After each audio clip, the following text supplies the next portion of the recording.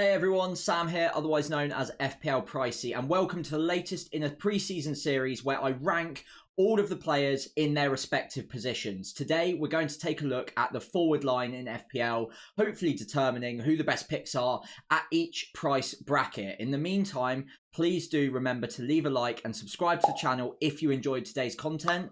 However, for now, let's crack on with the show. Right then, so on we go. And first and foremost, I do have a mini league this season. The code is above me. If it's too small for you to read, it's RQ7NIR. Make sure you're in that before game week 1. Hopefully, we'll be in the top 5 leagues worldwide this year, so I could do with your help on that. And as always, little bit of admin. All of the data that you see on screen today is from Fantasy Football Hub. I do have a link in the description below where you can get 50% off if you wanted to use their platform as a premium version this season. In the meantime, let's crack on with the premium forwards.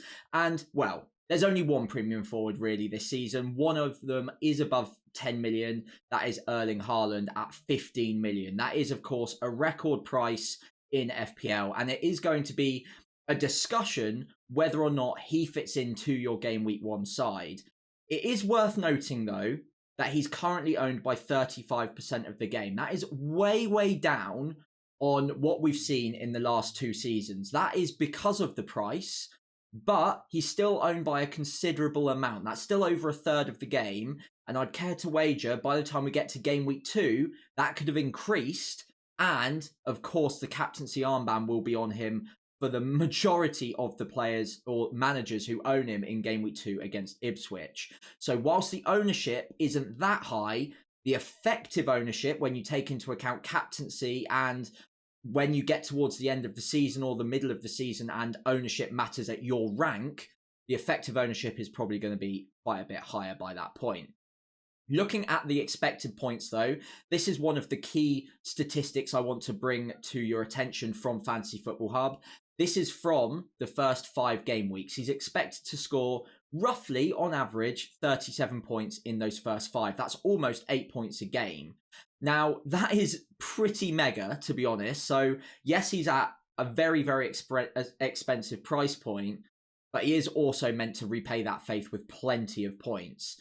The fixtures themselves are also not incredible. 8th in the fixture ticker rank from an attacking point of view, pretty mediocre, but when you take into account that he plays for the best team in the league and definitely one of the best attacks in the league, it kind of doesn't really make much difference what the fixtures are, unless they were 20th in the ticker and they were playing Arsenal away, Liverpool away, Newcastle away, all in a row. It's probably not going to be that relevant, and arguably, even if he did have those fixtures, he's still going to get the odd goal here or there. 15 million though, so back to the central point here. It's whether or not you can do more with that extra money elsewhere in your side than what you can do with Haaland for 6 million more than his closest competitor in the forward line. So you're either going with Haaland or at most you're spending 9 million for a striker. That next striker down is Ollie Watkins. And as you can see on this spreadsheet, he gets on average 10 points less in the first 5 game weeks. That's 2 points a game less. Now, can you cover that off with the 6 million that you spend elsewhere in your lineup? Can you maybe upgrade 3 players by 2 million each and get more than 10 net points from that? I'm personally not so sure at this moment in time. That is why Haaland is currently in my draft, because even though there are other players, including Salah, who are going to compete with him for expected points in the first few game weeks, when you come to the forward line, there's such a sharp drop-off between him and anyone else that I'm just not sure you can cover those points off elsewhere with the extra 2-3 million that you gain and put into 2 or 3 different positions. I might be calling that one wrong, though, so do let me know in the comments below whether or not you're going with Erling Haaland in game week 1. I think for what it's worth, even if I disregard the expected points, anything like that, it's just going to be so much easier for me to have Haaland in game week 1 and then not have to panic about getting to him by game week 2 ahead of Ipswich at home if he gets a goal or 2 against Chelsea, which isn't out of the realms of possibility that he could do that. And if he does, and you're going against him, You just want to ask yourself, do you have the mentality to stay strong and not kind of take a -4, -8 to get to him and reshift your side after one game week? Because at 15 million, you're going to have 6 million spare in the bank to do it for free. And that's if you had Watkins. So it is going to be a tricky decision. I personally think it will be easier to have him and not have to worry about it come game week 2, 3, 4, rather than going against him and then potentially risking a bit of a panic to get to him by game week 2 when he's got that really, really ideal fixture. You can always move off of him after game week 2. If you're really not that convinced in him, maybe he's blanked in the first 2 game weeks, you never know. Then you could look at divesting those funds and spreading it around the 11, where I think it is good to have a well-balanced side, and it is definitely a possible strategy to go without Haaland at this price point this season. But for the opening few game weeks where so much is uncertain and we don't know who all the bargain gems are going to be just yet, Haaland is a constant. He's a certainty. As long as he's not dealing with any sort of injuries come game week 1, which, by the way, there is a small risk of at the moment. He's got a little niggle, apparently. And if that continues past the Community Shield, then that's obviously going to change my rankings here. But for what we see at the moment, I think Haaland is going to be fit. And I don't want to take the risk panicking by the time I get to game week 2. So that's my argument for pro Haaland. But there is a lot that you can do by spreading those funds around. And 2 forwards, I think, will undoubtedly be in your forward line or be very close to your forward line if you do go without Haaland, would be Isak and Watkins. Now, I'll come on to Watkins in just a moment's time, but Isak, I think, is a player that will be in, I reckon, 80-90% of teams come the game week 1 deadline, or at least the engaged teams. 55% owned already. 8.5 on penalties, and that sort of underlying data, 0.8 XG per 90, is absolutely incredible. It's not even that far off of Haaland, who has a 15 million price tag. So for 6.5 million less, you're getting a player that's getting an expected goal in 4 out of 5 games, and then obviously is bolstered by the expected assists as well. The fixture rank is also slightly better than Man City's. It's also much better than Villa's for the opening bank of 5 games. So I think out of Isak or Watkins, I would be taking Isak right now. And I think most of the community will probably end up on him. I don't think that's herd mentality either. Got a great game week 1 fixture against Southampton at home where you could easily look at captaining him. And then he's kind of fixture proof as well. We saw that last season. The data is good enough that at 8.5, I think he is an absolute bargain. Now, that's not to say Watkins isn't a good pick or isn't a bargain, but I think if you're building a draft with Haaland and Isak, which I think I currently am as it stands, I am personally finding it really difficult to also fit in Ollie Watkins, especially when you look at the expected points, the fixture rank for the first 5, and surprisingly enough, whilst the expected data is good, it's not anywhere near the elite numbers of Isak or Haaland. And in fact, there are other strikers at lower price points that match up pretty well to his expected data. Watkins was absolutely sensational last season, and I expect him to be equally good or very close to equally good this season as well. So please don't get me wrong. I'm not saying Ollie Watkins is a bad pick, but I think he's somewhat overestimated for the first bank of fixtures, that first 5. From an attacking point of view, they're 14th in the ticker. That's Aston Villa. He's 55% owned, so more than half of the game own him. And at this point in time, we don't even know if he's going to be on penalties. He might get penalties, and if he does, the expected goals per 90 will probably improve. But his penalty record historically hasn't been the best. I think he's missed about 50% of the penalties, whereas the average penalty taker would miss just over 1 in 5. So his penalty record isn't brilliant, so maybe that's not even that much of a net benefit to him. And when he comes into the game at 0.5 more than Isak, who has better data, better fixtures, and is on penalties, I think that's enough for me to question whether or not I need him in game week 1. Again, great pick. And I think as soon as you make a decision to go without Erling Haaland, Ollie Watkins is the obvious next pick to go with. So I think a combination of Isak and Watkins is fine, but only if you're not going with Haaland.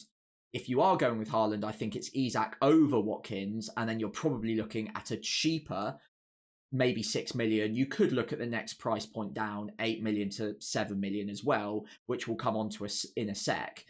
But I don't think I can really deal with going with all three, because then I start making one too many compromises in either midfield or in defence. I might be calling that wrong again, though, so do let me know in the comments below if you're going with all three of these, or if you're sacrificing one or even two of them, which ones are you sacrificing and why? Right, so a whistle-stop tour of the 7 to 8 million forwards this season, and the player that surprisingly comes out on top for the expected points for the first 5 game weeks is Jackson. Now, I'm not going to talk about him too much, but I think it is worth noting that he does have the best expected goals per 90 of any of the forwards in this price bracket outside of Darwin Núñez. Now, Darwin Núñez is a player I am okay with. Like, I'm interested in him, but I've been hurt by him once too many times last season. And I think that at the moment, I'm just not certain enough of his expected minutes to add him into this graphic for the time being. So he is a glaring omission. He could do really well. So again, maybe a special mention for him, but I've only got a set amount of space on the graphic. And because I've already put Gakpo in, we'll kind of talk about them in a combination. And whichever one of those two you think is going to get more minutes for Liverpool up front could be the pick. So again, I'm not disregarding Darwin, but he's not a consideration for me personally come game week 1. Jackson, whilst the expected points are good, whilst the expected goals are good, he was not the best finisher in the league last season. He had a touch of Darwin Núñez about him, you could say. And I think for me, the reason I'm overlooking him at the moment is because Chelsea are going through a period of transition. They're changing their system and the fixtures aren't looking great either. So he could find himself pretty quickly out of the team if things don't favour him in the first couple of game weeks, or if Maresca just doesn't take a liking to him. So that for me is why I'm not really considering Jackson. But again, 7.5, good data, good expected points. So maybe that's on me and maybe I should be more. A player that I'm much more tempted by is Kai Havertz. Now, Kai Havertz at 8 million is the most expensive of the forwards in this bracket, but his expected data is decent and was getting even better when he took on that centre-forward role full-time for Arsenal from, I think it was around game week 26, game week 27 last season. I think he got 13 attacking returns in his last 11 game weeks, and his data was also incredible. The question mark around Havertz for me is whether or not he's better than some of the 6 million assets that I'll come on to in a moment's time for the opening run of games, and is it just worth waiting and seeing how Arsenal shape up this season in terms of the system and who takes that centre-forward role? Because Gabriel Jesus does still exist, and whilst he was not really in favour last season, he's going to have a full pre-season. He does look sharp, according to Arteta, and it's not out of the realms of possibility that we see Kai Havertz drop back into that 8 role again, and Jesus taking up a centre-forward role at times.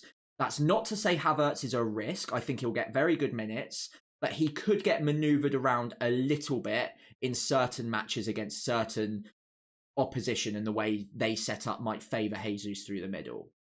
Again, if Havertz does take that centre-forward role, which might be a bet that you're willing to make in game week 1, I think he'll be excellent value for money and arguably even contest with the likes of Ollie Watkins, who comes in $1 million more expensive, of course. But again, I think those fixtures from an attacking point of view are just enough to dissuade me from risking it on Havertz and maybe going with a striker that's a little bit more nailed, would have penalties, which of course Havertz doesn't have. And I think overall, there's just enough going against it that I'm not that tempted right now. The next 3 I want to mention in unison or very closely tied together. That's Toney, Solanke and Mateta. Now, Toney and Solanke both have penalties. Mateta, I don't really know if that's going to be the case. He could get penalties, but I don't think we can rely upon that at the moment. So that's one advantage for both Tony and Solanke. I think one advantage for Solanke over the other two right now is he doesn't really have any transfer rumours circulating. I've seen rumours on Tony that he could be off to Spurs, maybe Man United. I think that's a bit of an old rumour, but there's definitely an element of risk there with Tony. If he did get a move to Spurs, for instance, I'd probably like him even more because his fixtures for Brentford in the opening 5 aren't great. And it also must be said, last season wasn't the best for him. His underlying data was a bit down on what we normally expect from Tony. And I think that maybe 7.5 could be slightly undervaluing him because of that poor second half to the season. I think he'll improve on that data. And with penalties in maybe a better side as well, we don't know yet, he could be a very, very significant factor for us. But at the moment, a bit like Jackson, a bit like Havertz, I'm willing to wait and see because those fixtures just aren't great. And there are those rumours circulating. The same kind of goes for Mateta, barring the fixtures. The fixtures are great. And I think if we knew that he was going to be there at Palace for the start of the season, then he becomes more and more tempting, probably more so than the other two at this price point that I'm discussing now. But there are some rumours of a move, potentially. I think one or two clubs, even in the Premier League, Aston Villa, are circling him a little bit, or at least inquiring. I think he'll probably stay at Palace for what it's worth, but there are those rumours, there is that risk. And a lot of us have Eze in our Game Week 1 draft. So are we that bullish on Palace that you want to go with Eze and Mateta, especially when Mateta's data in XG-wise isn't even that much better than Eze's? And obviously, there are other good forwards around these price points and for cheaper as well. So I think Tony and Mateta are two that I'm willing to wait on. Solanke probably looks like a little bit of a dull pick, but I do like him at 7.5. I think he's slightly underrated. The fixtures are middling, but the underlying data is good. And one thing that maybe I'm not talking about enough at the moment is the fact that the XG per 90 in a lot of these players isn't really reflective of what they'll get, because not all of them get 90 minutes. Solanke does. Solanke will be on the pitch. He is very talismanic for the entire 90 minutes, or very, very close to. He has penalties. The data is good. So basically what we're saying with Solanke is, in 50% of the games he plays, we're expecting him to score a goal, because his XG per 90, and he gets the 90, is over 0.5. So basically with Solanke, it could be a bit dull, but we're expecting somewhere between 16 and 20 goals this season, let's say, on average. So if you're willing to just put a player in and kind of let him do his business for a few weeks, Solanke is probably the guy, regardless of the fixtures. He'll pop up with a few goals. And Bournemouth are a fast-flowing, fluid attacking team now under the new management. And obviously we've got one season under our belts now, so the system is probably going to be good under Iraola as well. So I think Solanke is a good pick. Out of the 7.5s, probably my favourite. And then down to Gakpo as well. Like Darwin, I think whichever Liverpool forward gets that starting spot secured is going to be very good value for money at 7.5. They both come in at 7.5, by the way. The data on Gakpo is actually very good. 0.5 XG per 90. It's what you'd expect from a Liverpool forward. They're going to make chances for their forwards. If he plays through the centre and gets anywhere between 70 to 90 minutes, he could be really good value. I think Slot will probably take a shining to him. I think that he had a great Euros campaign, and I'm pretty excited about Gakpo's prospects this season. The fixtures are also really good if you want to take a punt on him. But I keep coming back to the fact that at 7.5 million, I could just go with Solanke, who's on penalties. Gakpo won't have penalties. He's going to get 90 minutes. Gakpo probably won't, even if he's a regular starter. And we can probably rely on him for the longer term. Whereas Gakpo, again, we just don't know. A couple of bad games in a row, and they've got enough depth there that they could switch it up. So whilst I do like Gakpo on the surface, I want to minimise the different risks that I'm taking in game week 1. And I think Gakpo might be one too far for me. Down to Richarlison and Højlund. I think Højlund I'm probably going to swerve for now. I think you can probably accept that. 7 million. The XG per 90 is the worst on the table here, 0.29. Not great fixtures. I do expect him to improve, but for the time being, I'm just simply not that interested in him at the moment. But later on in the season, very, very open to changing that attitude if he improves on that data and when the fixtures improve. Richarlison is interesting. Very, very good XG per 90, 0.57.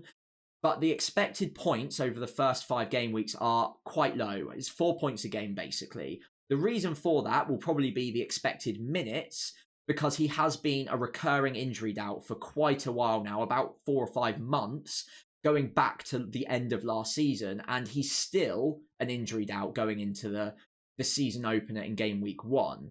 So we are a little bit worried about that.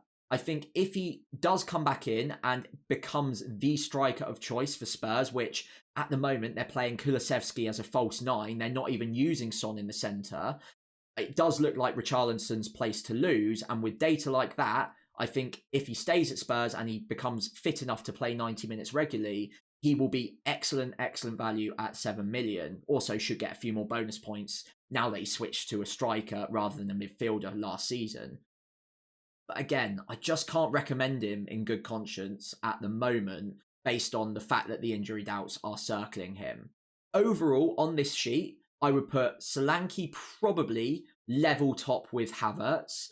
Actually, no, I'm not going to sit on the fence. I'll go Solanke top, Havertz very, very close second at the moment. The reason for that is because the fixtures aren't that great, and we just don't know for certain that he's going to be playing centre forward consistently.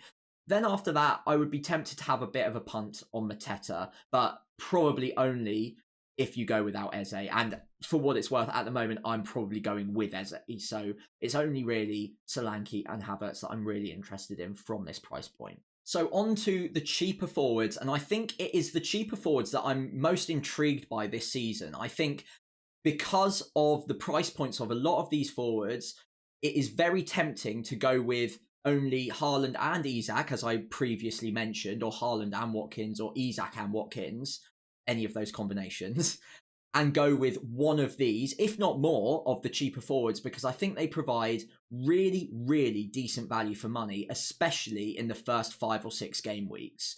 Now, starting off at the top, Chris Wood comes out on top of the expected points at 26.5. That's actually higher than a lot, if not most, of the players at the price bracket that I've just discussed between 7 and 8 million. So he's very good value for money. And I think I'm right in saying that he matches Watkins for expected points over the first 5. And Watkins is a 9 million striker. So you could save 3 million and take a bit of a gamble on Wood, who has very, very similar expected points and expected XG per 90, sorry. The XG per 90, actually, I'm doing him a bit of a disservice. Not only is he the best in this spreadsheet, but he was also coming out, I think, joint best of the 7 to 8s and is better than Ollie Watkins as well, quite considerably. So if Wood gets the 90 minutes consistently, he's objectively a better pick than anyone else, barring Haaland and Isak, that I've discussed at the moment so far in this video. But there is an asterisk there. Wood isn't expected to get 90 minutes every single week, or at least in my view, and could become a risk down the line. For me, it's whether or not you back him to get those good minutes in the first few game weeks when he's got reasonable fixtures, good data, and there are question marks over the other forwards that could compete with him for that starting spot. Awani, for example, is a player that comes in highly rated, has had his own fitness concerns, but if he's fit and ready by the time we get to game week 1, game week 2, Chris Wood's minutes are definitely going to be up in the air. We don't know for sure that he's going to be the man that starts every single week. A lot of Forest fans are saying that Awani might be preferred in the away fixtures where they can break with a bit more pace, and Chris Wood, let's be honest, isn't that guy. He's not suited to that kind of system.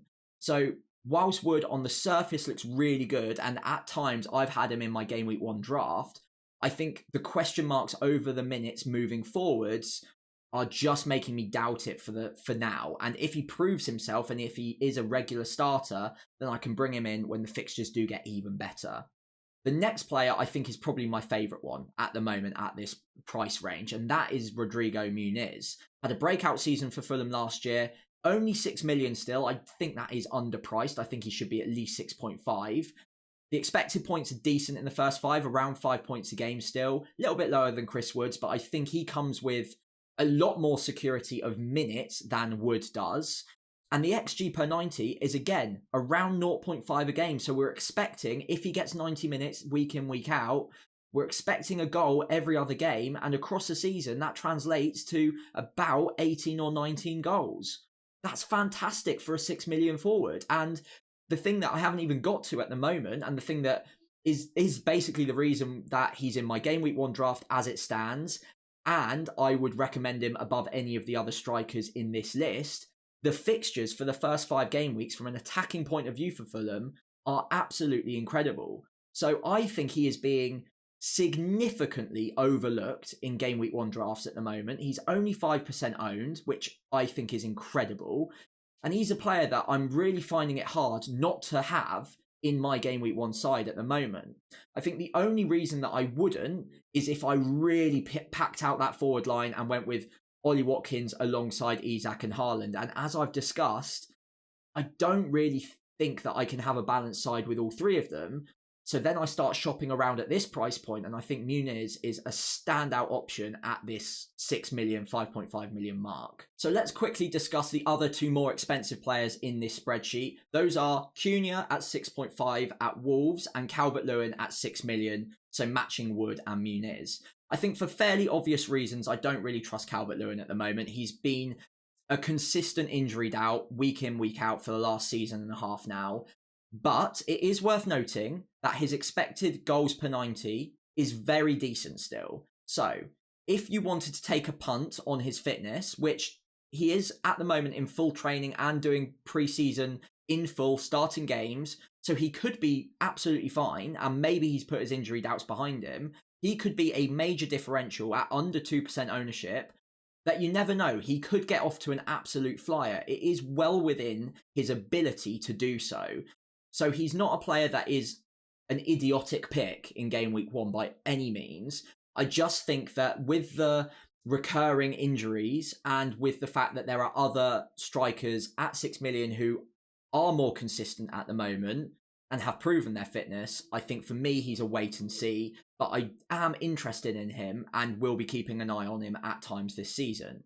Cunha is probably a player that I'm willing to just wait and see on as well. He was brilliant last season at times, but 6.5 again, I just don't know if it's worth it at the moment over some of the 6s or the 5.5s that I'll come on to in just a moment's time. And the fixtures just aren't great either, nor is the underlying attacking data. So Cunha at the moment, despite being the most expensive of them, is probably maybe bottom of the list for these strikers, maybe second bottom actually. Anyway, let's move on to the 5.5s. And again, the only reason that I might not go with a 6 million is because I need to shave that 0.5 to use elsewhere. And I think that I would be willing to compromise in this position because of the quality and the depth of the different 5.5s on show. So when I'm picking price points in my game week 1 draft, I'm not just looking at single players. I'm also looking at who else is good value for money at that price and who could be feasibly a breakout star. Because if you're, let's say you go for a 5.5 million striker this season, right? And let's say that there aren't any others at that price point that you like the look of or could be reasonable picks at any point this season. Well, if you go for the one player at that price point that you like and he doesn't do well, you're kind of stuck. Like, unless you've got money in the bank or unless you've got a couple of free transfers, it's very hard to get away from that player and have an escape route at a price like 5.5 million. That isn't the case this season. We've got 3 5.5s that I actually think are perfectly viable. I'm going to start with bottom to top. I think Vardy is the player that I'd be most willing to forego or disregard out of these 3 so far. The reason for it is he is getting a bit older. Obviously, he's a bit of an icon, a bit of a legend in FPL and in the Premier League, but his minutes are becoming more and more limited, and we just don't know how he'll be favoured in the Premier League under new management. And I just personally think that the other 2 options, the expected data is slightly better for them, and when age is catching up to a player a little bit, you're not expecting 90 minutes. You're maybe expecting 60, 65, especially in a very, very fast-paced league, which we know the Premier League is. So I don't think he's necessarily a bad pick objectively, but I think the other two are going to be a bit more secure and a bit more safe. The second player I want to mention at 5.5 is Adam Armstrong, and he got 37 attacking returns last season. So he is a very different player to the one that you might remember from a couple of seasons ago. I am a Southampton fan, so I am going to be a bit biased, a bit bullish, but trust me, he is a much better pick than what we knew of him when we were last in the Premier League. He's very central to everything we do going forwards, whether he's playing through the centre or as an inside forward. Most of the chances end up falling to him at the moment, and we are dynamic in the attack, so I do still expect us to create plenty of chances in the Premier League. I think it will be the goals conceded that is going to be our sticking point. Adam Armstrong, on penalties, great underlying data last season in the Championship, and with very good fixtures for the first 5 game weeks, second on the attacking ticker, I think is a perfectly viable pick. If you wanted to go slightly more secure and with a more reliable pick, actually, reliable probably isn't the word considering the injuries he's had, but a more proven pick possibly, João Pedro at 5.5 is probably the standout option here. The data of 0.53 XG per 90 matched with a pretty incredible assist per 90 or expected assist per 90 of 0.2 comes together to make an expected goal involvement per game or per 90 of 0.73, which is almost 3 attacking returns expected every 4 games. Very, very good for a 5.5. He's also historically been on penalties. His rival for penalties, Pascal Gross, has just gone off to the Bundesliga to Dortmund, so much less competition there for him too. The opening set of fixtures are good, 6th in the fixture ticker, and I think he's being overlooked still. Only 19% ownership. Okay, he's nowhere near differential, but he's not in the majority of drafts. And if he is nailed under the new system, if he can disprove any fitness doubts going into game week 1, I think he's a very good pickup at 5.5 and arguably better value for money than Muniz at 6 million. I think out of these strikers at the moment, my favoured option is Muniz for that security, for the fitness. The data's good and the fixtures are just unbelievable for the first 5. Then I'd probably say João Pedro at number 2. Chris Wood I also like, probably number 3 in the list here. But again, it's based on expected minutes that I'm a little bit hesitant. And then Armstrong, probably maybe even joint with Chris Wood. Bit cheaper, should be good in the Premier League, on penalties obviously as well. But again, because he's a Championship striker moving up a division, there are always going to be a little bit, a few doubts circling, let's say. Overall though, I really like this price bracket and I think there are very good options here. I feel very secure going with at least one of these options. And I think that balances out my squad quite nicely, where I've gone with 2 of the more expensive ones and 1 of the cheaper ones where there are a lot of alternatives and players to move on to as we move throughout the season. As we wrap up this video though, let me know what your preferred front 3 is as it stands. Let me know in the comments. And I'd really appreciate it if you're still watching the video, if you could leave a like and subscribe to the channel so you don't miss out on any future content. I'll be back later this week with my updated FPL draft ahead of game week 1.